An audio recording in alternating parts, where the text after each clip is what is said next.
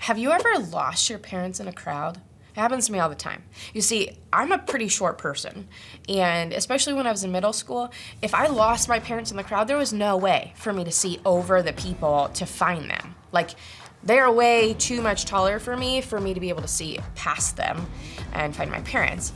And so what I ended up realizing, that it was so much easier for me to hear my parents than it was for me to see them. Because my parents' voice was so much more familiar to me than the rest of the crowd's voices, and I could pick them out within seconds. Have you noticed that?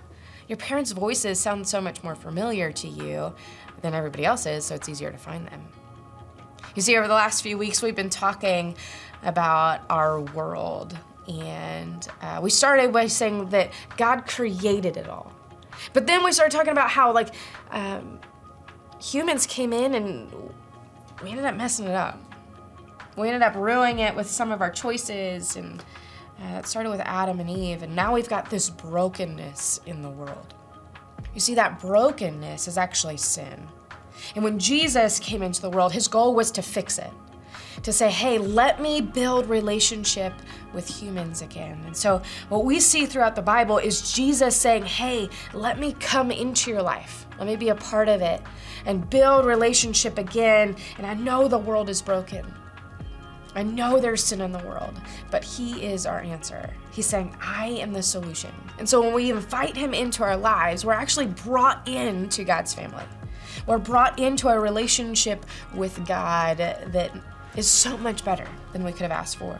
But then the question is, what happens next? What happens after we've invited God into our life and our relationship with God is so much better? Now what? Where do I go from there? Do I just live my life as best of a human as I can, recycling when I can and not being mean and being kind? Well, those are all good, but there's so much more to that. There's so much more for us. You see, after Jesus leaves the earth, his disciples, the people who are following him, they got right to work. They said, let's build the church. And we end up seeing a lot of those stories through the book of Acts, which is incredible, by the way. The stories of life change, the stories of God's power working was incredible. You should go read through Acts. But in these stories, there's a common thread. See, in each story, there's the thread of people's lives being changed.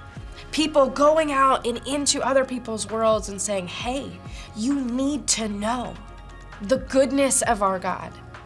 Jesus' followers said, this isn't enough for me to hold to myself. The common thread being that we need to share this with other people. We need other people to know that Jesus has come to redeem our world, to bring us into a relationship with him that's so much better than we could have ever imagined. Now, remember when we talked about hearing for our parents, listening for them and finding them in a crowd. You see, the same applies to Jesus.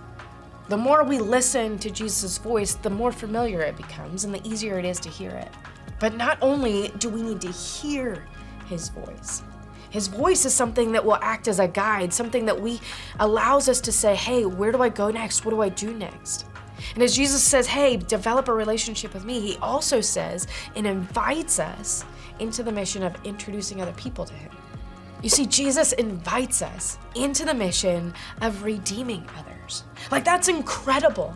Not only do we get a chance to see our own lives being redeemed, but we get a chance to be a part of somebody else's story and inviting them into an encounter with Jesus where their lives can be redeemed. Jesus didn't need to invite us into that mission, but it's amazing that he trusts us with it.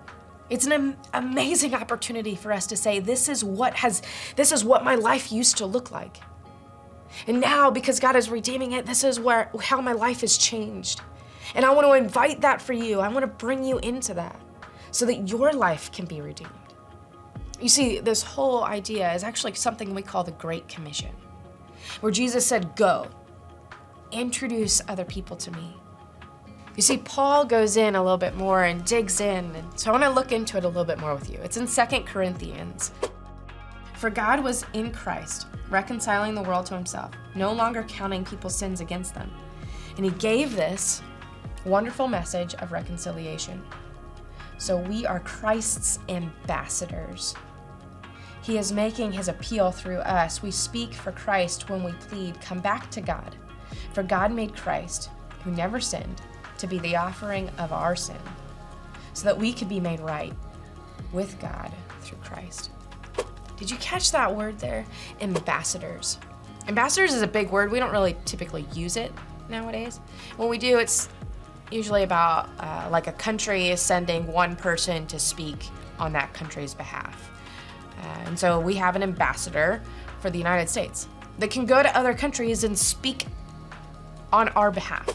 But it's not just anyone who goes to that country. It's somebody who was entrusted by the leaders. Somebody who the president says, hey, I trust you to speak on our behalf. Will you go to this other country and speak for us? And when Paul says we are ambassadors, that's essentially what he's saying. You are trusted to speak on God's behalf in that you know how God is redeeming your story. You can speak to that. You can speak to the story of life change. Whether it's yours or the change you've seen in your parents or change that you've seen in your siblings or friends here. So let's go. Let's live it out and introduce other people to Jesus.